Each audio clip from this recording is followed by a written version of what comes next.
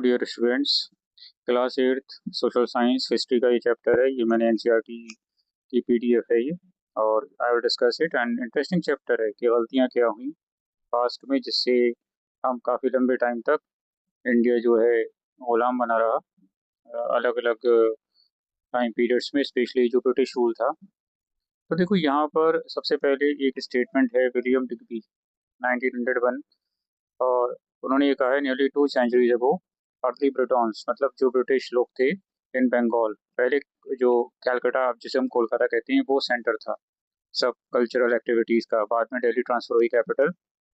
कोलकाता को आज भी इज्जत इसलिए मिलती है that Kolkata the then Calcutta, ठीक है, वो एक सेंटर था हर चीज़ का, एजुकेशन का, आर्ट एंड कल्चर का, और बिजनेस का, जो भी ट्रेड होता था। तो Bengal and the sister presidencies regarded the land and the people as fair game for plunder. अभी इसको मैं समझाऊंगा क्या मतलब है। Under the latter Britons as administrators the plunder is proceeding for many outrageously, for more outrageously today than at any preceding period. Modern England has been made paid by Indian wealth always taken by the might and skill of the stronger, जिसकी लाठी उसकी भैंस। अब देखो, इसका ये मैंने simple version summary बनाई है, और कभी आपको टाइम मिले तो यूट्यूब पर भारत एक खोज देखिएगा, उसमें टाइप कीजिएगा साहब बहादुर या ब्रिटिश रूल। उसमें बहुत अच्छा वो सीरियल है, आज भी इतने साल बाद 1988-89 में टेलीकास्ट हुआ था। और आपको इंडियन हिस्ट्री समझनी है तो उससे अच्छा कोई बेटर कंटेंट आपको नहीं मिलेगा। तो ये summary of the core message जो था, तो एक्सप्लॉइटेशन यानी कि फ़ायदा उठाया गया, ठीक है। British plunder evolve from the chaotic looting, तो लूट मचाई इन लोगों ने इंडियन जो सिटीजन्स थे, वो उनको एक्सप्लॉइट करके, और in the early years into a far more damaging organised and administrative extraction of wealth. तो जो भी दौलत थी, जो भी धन दौलत, या हम कह सकते हैं सोना चांदी, वो यहाँ से ब्रिटेन गया, ठीक है। यहाँ मेहनत कराते थे किसानों से, और जो कॉटन था वो सब इंग्लैंड भेजा जाता था, और उनके यूरोपियन जो कंट्रीज के साथ ट्रेड रूट्स थे वहाँ पर। इसी के साथ इंडिगो या नील, उसको भी वो यूज़ करते थे अपने इस कपड़ों को साफ धोने में। उसके लिए भी किसानों को ही कहा जाता था कि आप उगाइए। तो बहुत सारा ऐसा हुआ कि कई बार अकाल पड़ा और उसमें लोग मारे गए, तो उन्हें कोई मतलब नहीं था, उन्हें अपनी तिजोरी भरनी थी।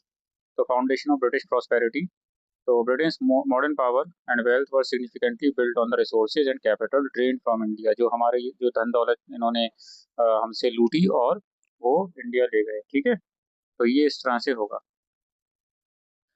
इसके बाद रूल बाय फोर्स, भाई वही वाली बात है कि British control over India was sustained, क्यों? क्योंकि उनके पास सेना थी, उनके पास नेवी थी, और तोपें और हथियार सब, through power and dominance rather than fair trade और अ बेनिफिशियल सिविलाइजिंग मिशन। अपना फायदा बस करते थे, ठीक है, उन्हें मतलब नहीं था बाकी लोग मरे जिए, ठीक है। तो इसमें कई फैक्टर्स थे जिसने इनको हेल्प करी अपना जो एम्पायर है फैलाने में इंडिया में, जिसको बोलते हैं हर चीज़ साम दाम दंड भेद, चाहे पैसे देने पड़े और लोगों को अपने साथ मिलाना पड़ा, और बहुत सी बातें, जैसे बैटल ऑफ प्लासी वो क्या थी सब बताऊंगा आपको, रॉबर्ट क्लाइव के बारे में, जो एक बार अपने आप को ख़त्म करने का सोच रहा था, और बड़ी इंटरेस्टिंग चीज़ है, बाद में वो कितने ऊंची पोस्ट पे पहुंचा। तो यहाँ पर ये सारी चीज़ें डिस्कस होंगी। और ये आप पेंटिंग देख रहे हैं, ये बड़ी ब्यूटीफुल पेंटिंग है, देखिए। ये जो पेंटिंग है, सो ये पेंटिंग है the East offering its riches to Britannia, by Greek painter, देखिए आप, ठीक है, डियोन रोमा, ठीक है, स्पायरी भी कह सकते हैं, रोमा इन 1778। तो ये देखिए आप, जो eastern part of the globe, उसके लोग किस तरह से अंग्रेज़ों को या यूरोपियंस को अपनी वेल्थ तो दे रहे हैं गुलाम बनने के बाद, और जो अफ्रीकन पीपल थे उनको भी ले आते थे। ये बड़ा जुल्म था कि उनको स्लेव ट्रेड में लगाते थे, अपनी फैमिली से उनको हटा के दूर ले आके, ठीक है। तो ये आप ध्यान रखिएगा। तो यहाँ इंडिया में सबसे पहले जो वास्को डी गामा जो आए, वो कहाँ पे आए? कैलीकट, जिसको कोझिकोड कहते हैं। उनके बाद और भी चीज़ें हुई, establishment of the inquisition at Goa, ये पुर्तगीज जो ऑक्यूपेशन था, जो ब्रिटिशर्स के जाने के बाद भी चलता रहा काफ़ी टाइम तक। बाद में इंडियन आर्मी ने जाकर उसको गोवा का जो लिबरेशन था वो कराया। इसके बाद ये सब डेट टाइमलाइन है, date 1612 to 1690 the English East India Company establish, तो यहाँ पे ट्रेडिंग पोस्ट बनाई सूरत, जो गुजरात में है, मद्रास, जिसको आज हम चेन्नई कहते हैं, बॉम्बे एंड कैलकाटा। ठीक है, तो बड़ा प्यारा सा ये कंसेप्ट है। हिस्ट्री हमें सिखाती है कि हमें हमसे कौन कौन सी गलतियां हुई पास्ट में और इनको रिपीट ना करना चाहिए। ठीक है, तो ये इसके बारे में है। तो इन सबसे पहले जो है मराठा जो थे काफ़ी बड़ी ताकत बन चुके थे, जिन्होंने मुगल एम्पायर को बहुत कमज़ोर कर दिया था। लेकिन बाद में ब्रिटिश फोर्सेस ने उनको कमज़ोर कर दिया इन द 19th सेंचुरी। तो यहाँ पर मिलिट्री कैंपेन्स, ये जो फौजी अभियान थे या हमले थे, सिर्फ वही एक फैक्टर रह गया कि becoming the jewel in the crown of the British Empire. इस पे एक बहुत अच्छी सीरीज भी थी, British series jewel in the crown. तो अब आप देखिए कि किस तरह से अंग्रेज़ों ने एक सिंपल वे में पहले ये व्यापारी बनकर आए, ट्रेडर्स, बड़ी चमचागिरी की, और बाद में किस तरह से मक्कारी और चालाकी से इन्होंने पूरे इंडिया पे कब्जा किया। सिर्फ इसलिए नहीं कि इनके पास आर्मी थी, but they have all the tacts in their mind. तो द एज ऑफ कॉलोनियलिज्म। ठीक है, तो इसमें हम देखते हैं कि जब हम देखते हैं कि one country takes control of another. तो अभी कॉमनवेल्थ गेम्स होते हैं, तो कॉमनवेल्थ कंट्रीज कौन से हैं जहाँ पर कभी ना कभी ब्रिटेन की या ये अंग्रेजों की जो है गवर्नमेंट रही, उन्होंने कब्जा किया उन देशों पे। तो ये अनदर रीजन एस्टेब्लिशिंग सेटलमेंट्स दिया, जैसे वो हमारे यहाँ आए और आज भी एंग्लो इंडियन कम्युनिटी है, and imposing it's political, economic and cultural system. तो हमारे देश में उन्होंने रेलवे लाइंस बिछाई, इंग्लिश को फैलाया, और भी कई चीज़ें की। तो this is not a recent occurrence. So colonialism जो हम देख सकते हैं, तो फर्स्ट मिलेनियम BCE।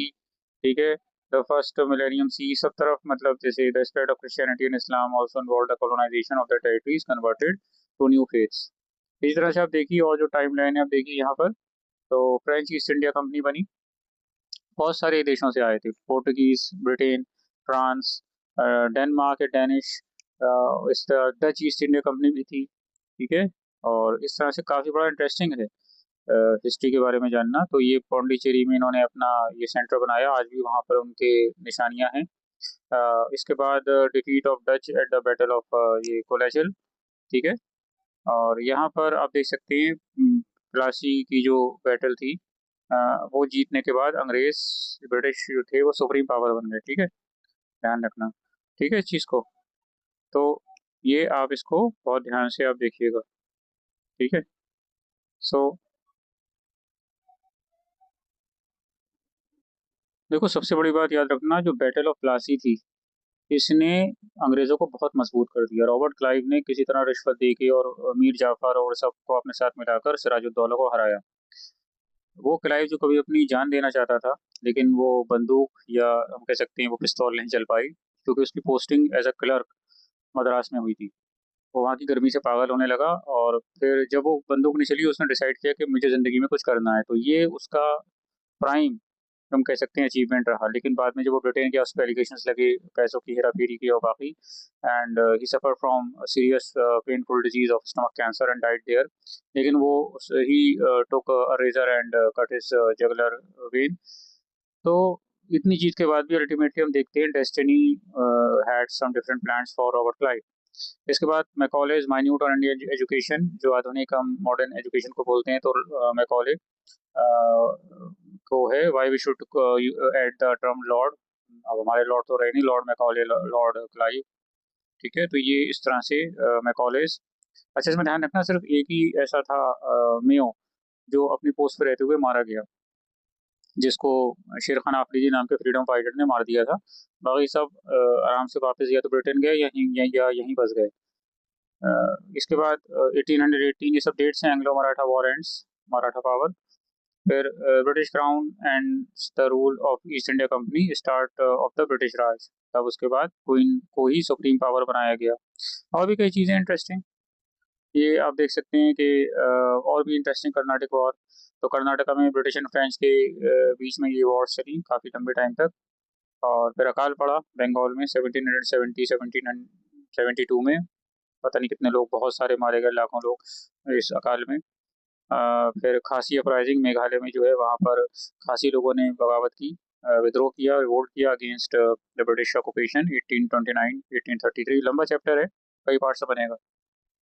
इसके बाद सिख जो साम्राज्य था, स्पेशली रंजीत सिंह और वो उनके बाद, तो उस को उन्होंने अंग्रेज़ों ने कंट्रोल कर लिया, ईस्ट इंडिया कंपनी ने।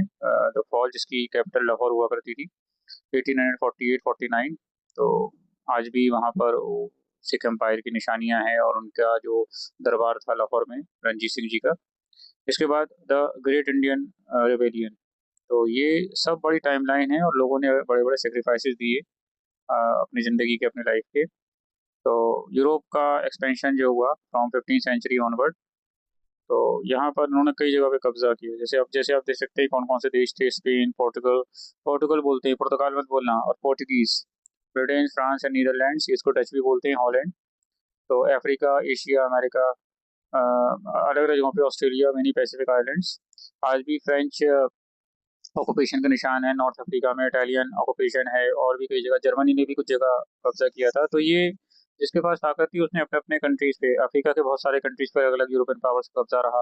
उधर स्पेनिश ऑक्यूपेशन रहा, साउथ अमेरिका में भी। आज भी वहाँ देखिए स्पेनिश एंड पोर्तुगीज बोली जाती है, specially in Brazil. Portuguese is the prime language, Spanish तो है ही बाकी साउथ अमेरिका में। तो वो लोग क्या करते थे कि इन्वॉल्व मैसेकर और इंस्लेवमेंट ऑफ नेटिव पॉपुलेशन। जो वहाँ के नेटिव लोग होते थे, जैसे रेड इंडियंस या अफ्रीकन्स जो थे, उनको गुलाम बना लेते थे अपना। ठीक है, तो वहाँ कोई ह्यूमन राइट्स का इशू नहीं था, बहुत ज़्यादा मैसेकर होता था इन बैटल्स में। ठीक है, तो यहाँ पर अगर आप देखें तो इन दिस केस कैंपेन जो होते थे, तो आपस में लड़ाइयाँ हुई इन देशों में भी, अपने अपने देशों को लेकर। कभी अंग्रेज़ों के बीच में, ब्रिटिशर्स, फ्रेंच, इस तरह से। और तो उन्होंने जो इंडिजिनस पॉपुलेशन थी, वहाँ के जो ओरिजिनल लोग थे, उन्हें क्रिश्चियनिटी एंड अदर में कन्वर्ट किया। और भी बातें थी, मतलब जो आप देख सकती हैं अबाउट हिस्ट्री। तो ये अभी डिमोनाइज, मतलब to falsely portray an individual और group of people in a very negative light.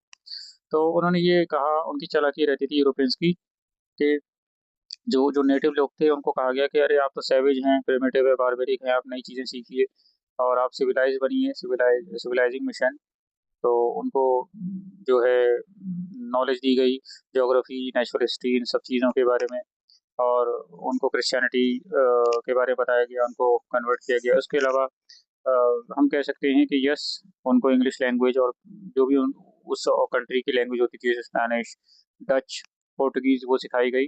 आज भी गोवा में बहुत सारे सिंबल्स आपको मिलेंगे जो पोर्टुगीज में हैं। अब ये फेमस कार्टून है, अब इस कार्टून का क्या समरी है, वैसे तो आप इसमें देख सकते हैं, आपकी बुक में भी ऐसे दिया होगा। ये mister Wilson of Dennis the Menace type लग रहे हैं, बट ये फेमस पर्सनैलिटी है, इनके बारे में बताऊंगा मैं। ये बिल्कुल mister Wilson like Dennis the Menace में आता था पहले प्रोग्राम। तो कार्टून, ये बिजनेस मैग्नेट, यानी कि बहुत बड़े बिजनेसमैन थे ब्रिटेन के, startling Africa, while he holds a telegraphic wire, Edward Linley Samborn in Punch Magazine London 1892। ये क्या थी पूरी कहानी, ये सुनिए। ये आदमी जो था वो बहुत बड़ा बिजनेसमैन था। इसका क्या नाम था, अब मैं इसमें पैराग्राफ मैंने आपको सिंप्लीफाई करके बता रहा हूँ। ये जो पॉलिटिकल कार्टून है, ठीक है, पहली बात ये पॉलिटिकल कार्टून इन्होंने बनाया था, एडवर्ड लिंडले सैम्बोर्न। ठीक है, तो ये मैगजीन में चाहता, तो सेसल रोड्स नाम के बहुत बड़े बिजनेसमैन थे, तो उन्होंने अफ्रीकन कॉन्टिनेंट पर कब्जा किया। तो इनका एक पैर कायरो जो इजिप्ट में है, और दूसरा केप टाउन जो साउथ अफ्रीका में है। ये बताया गया इस तरह से कि ब्रिटिश एम्पायर की रीच कितनी है, क्योंकि उस टाइम उनके पास जो है टेलीग्राफ वायर दिख रहा है उनके हाथ में। इस वजह से वो जो हैं क्या कर रहे थे, स्क्रैम्बल फॉर अफ्रीका, यानी कि टेलीग्राफ वायर और बाकी जो भी टेक्नोलॉजी थी और ट्रांसपोर्टेशन था, रेलवेज एक्सेट्रा, उससे जल्दी जल्दी अफ्रीकन कंट्रीज पे कब्जा कर रहे थे। ठीक है, तो British territories across the continent through modern technology and infrastructure. तो ये कार्टून या सटायर था एक तरह से। ठीक है, केप टू कायरो रेलवे एक प्लान था, कि केप टाउन से लेके कायरो तक कितना लंबा रेलवे एंड टेलीग्राफ लाइन। ठीक है, तो कॉलोनियल एम्बिशन जो थी कि भाई पूरे कॉन्टिनेंट पे कब्जा करना, एंड टेक्नोलॉजिकल एडवांसमेंट उनके पास थी। They were advance in technology, economic control and military force to exert dominance and reshape African territory to serve imperial interest. किस तरह से हम ब्रिटिश एम्पायर को फायदा पहुंचाएं। ठीक है, तो ये आपको ध्यान रखना पड़ेगा, ये चालाकी इतनी करते थे, टेक्नोलॉजी प्लस और भी चीज़ें। और आज भी चल रही है। जो आप देख सकते हैं वेस्टर्न कंट्रीज किस तरह से अपना फ़ायदा देखते हैं, और हमको या एशियन कंट्रीज़ को कभी-कभी थर्ड वर्ल्ड कंट्रीज कहते हैं। ये इनकी मेंटालिटी अभी भी वही है कि हम लोगों को थोड़ा साइडलाइन करना। तो टेलीग्राफ होता था, जिस आज तो हमारे पास मोबाइल है, बट उस टाइम और कुछ साल पहले तक टेलीग्राम भी भेजा जाता था, और पैसे चार्ज होते थे पर वर्ड पर लेटर हिसाब होता था। तो बहुत जल्दी हम तो व्हाट्सएप कर देते हैं, लेकिन पहले टेलीग्राम को पहुंचने में टाइम लगता था, या टेलीग्राफ से जो न्यूज़ भेजी जाती थी एक कॉन्टिनेंट से दूसरे कॉन्टिनेंट में, वही उस टाइम बहुत बड़ी बात। तो इस तरह से जो कॉलोनियलिज्म या ये कब्जेदारी थी, कब्जा करना, वो मिड 20th सेंचुरी में आफ्टर सेकेंड वर्ल्ड वॉर खत्म होने लगी। ठीक है। तो इस तरह से बहुत सारे देश आज़ाद हुए after world war two, Europeans in India. तो पहले भी व्यापार होता था इंडिया और ग्रीक्स एंड रोमन्स के बीच में। ठीक है। 2000 साल तक तो ये चलता रहता था व्यापार, लेकिन कभी ऐसा नहीं हुआ कि कब्जा करने आ रहे हैं। बड़ा अच्छा व्यापार होता था। बहुत सारे ऐसे जर्नल्स हैं या बहुत सारी ऐसी बुक्स हैं about the trade. Children book trust, अब मुझे नहीं पता मिलती है, उसमें कहानी थी रोमन दरबार में रमन, मतलब एक रमन नाम का व्यापारी किस तरह से वो रोमन एम्पायर तक गया, उसके बाद बहुत अच्छा एक उसके बारे में डिस्क्रिप्शन था। तो ट्रेड हमेशा चलता था, लेकिन वो लोग लालची नहीं थे। तो व्यापार होता था short Mediterranean world until the 16th century सी। अब इसके बाद यूरोपियन पावर्स आने लगी, धीरे धीरे उनको लगा कि भाई यहाँ का कब्जा करो। क्योंकि इंडिया का नाम पूरी दुनिया में हो चुका था vibrant economic and cultural power house. मतलब मुगल एम्पायर जब अपने कुछ ऐसे स्टेज में आ चुका था, तब भी इंडिया की इकोनॉमी को वर्ल्ड में बहुत अच्छा माना जा रहा था। जो इंटरनेशनल ट्रेड था सी रूट से होता था, दिन का तो कोई क्वेश्चन था भी नहीं। तो ये देखिए आगे, India contributed at least 1/4 of the world GDP. ठीक है। तो जीडीपी मतलब होता है ग्रॉस डोमेस्टिक प्रोडक्ट। तो कि जो भी हम देखते हैं, measure the value of goods and services of the country और the world in case produces in year. तो किसी कंट्री की जो ग्रोथ है उसकी जीडीपी से देखी जाती है कि लोगों के पास परचेजिंग पावर कितनी है, क्या चीज़ें प्रोड्यूस कर रही है।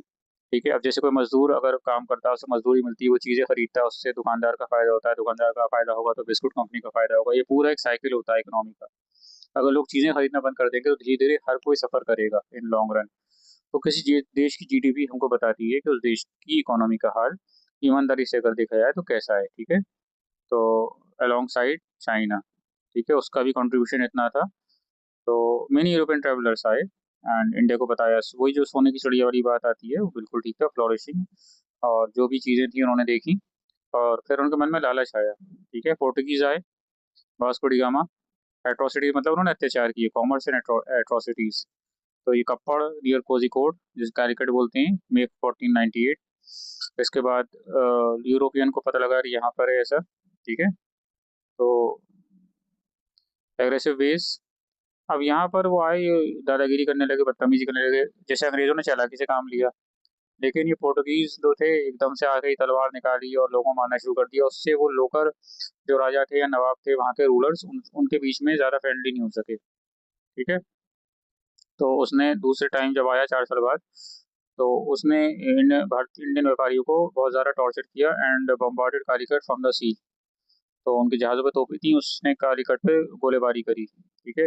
और पोर्टुगीज़ ने स्ट्रेटेजिक पोर्ट जो थे जिनकी बहुत इंपॉर्टेंस थी किसी भी बैटल में, उनकी लोकेशन की वजह से उस पर कब्जा किए, और इंक्लूडिंग गोवा इन 1510। तो गोवा जो है उनकी capital of the their colony बना, और मालाबार एंड कोरोमंडल कोस्ट में। ठीक है। तो अब उन्होंने कार्टास, ठीक है, कार्टाज या कर्टस नाम का सिस्टम, पास सिस्टम के जो अरेबियन सी में आ रहा है। ये देखिए अब दादागिरी अरेबियन सी में, तो उनको परमिट लेने होते थे व्यापार करने के लिए, पोर्तुगीज परमिट्स। ठीक है। To purchase for navigation ships without this permits were seized. तो इस तरह से उन्होंने वसूली शुरू करी। The naval dominance allowed them to monopolise the spice trade between India and Europe for near century. 100 साल तक कम से कम इनकी मोनोपोली रही उस रूट पर, जो मसालों का जो ट्रेड होता था केरला से और साउथ कोस्ट से, सदर्न कोस्ट से इंडिया के। एक में इसमें ये दे रखा है कि ये रानी अबक्का वन के बारे में, ऑफ कोर्स जो पोर्ट टाउन है साउथ कर्नाटक, सदर्न कर्नाटक में, उल्लाल। ये देखिए स्टैम्प रिलीज हुआ था उनके ऑनर में, रानी अब्बक्का देवी। तो 16th सेंचुरी में उन्होंने रानी अब्बक्का ने पोर्टुगीज के अगेंस्ट लड़ाई की, आसपास के राजाओं से मिलकर, किंगडम से, एंड थ्वार्टेड देयर अटेम्प्ट्स। तो वो फिर शहीद हुई। She died fighting in prison. ठीक है, तो उनके बाद रानी अब्बक्का सेकंड जो है उन्होंने फायर बॉल्स बनाई out of coconut shells and set several ships of the Portuguese navy और फायर। बड़ी बात थी उस जमाने में किसी लेडी के लिए इतनी बड़ी ताकत से टकराना। तो आज भी यक्षगान एक ट्रेडिशन फॉर्म होती है डांस ड्रामा की, कर्नाटक में बहुत फेमस है। और उसके उस यक्षगान से इनके बारे में बताया जाता है आज भी लोगों को, कितनी ब्रेव वो क्वीन थी। तो यहाँ पे वास्को डी गामा आए थे और आके इन्होंने ये सब कार्यक्रम अपने करे थे, अपने फायदे के लिए लोगों पर अत्याचार, एट्रोसिटीज कमिट करके। ठीक है, इंक्विजिशन देखिए ये है आपका। तो इन्होंने एक ट्राइब्यूनल बनाया, एक तरह का पंचायत हम कह सकते हैं। तो जो जज थे जितने Christian suspected of holding opinions contrary to the church doctrine. ठीक है, तो Europe many thousands of suppose heretics were tortured and executed. तो एक तरह की ट्राइब्यूनल थी by the Roman Catholic Church. ठीक है, तो जो लगता था कि भाई जो चर्च के अगेंस्ट सोच रहे हैं, बात कर रहे हैं, उनको पनिश करने के लिए इस तरह से उन्होंने बना लिया अपना group. Portuguese presence in western India भी था। ठीक है, तो हिंदू, मुस्लिम, ज्यूज एंड क्रिश्चियन। ठीक है, यहाँ पे आप देखिए persecuted Hindu, Muslim, Jews and Christian converts suspected of practicing their original faith। तो ये ब्लैक है या एक तरह का पत्थर है जो ये बताता है कि वास्को डी गामा यहाँ आए थे। ठीक है, तो फोर्स कन्वर्जन हुए और Hindu temples among the forms of abuse of the native population, सबको नुकसान पहुंचाया गया। और ये द गोवा इंक्विजिशन, इसको ख़त्म कर दिया गया 1812 में। इसके बाद डच आए, इसके बारे में मैं नेक्स्ट वीडियो बनाऊंगा। ठीक है, बहुत सारे, काफ़ी लंबा चैप्टर है, थोड़ा थोड़ा आप इसको देखते रहिएगा। Thank you. Like, share and subscribe my channel and share as much as you can. Thank you.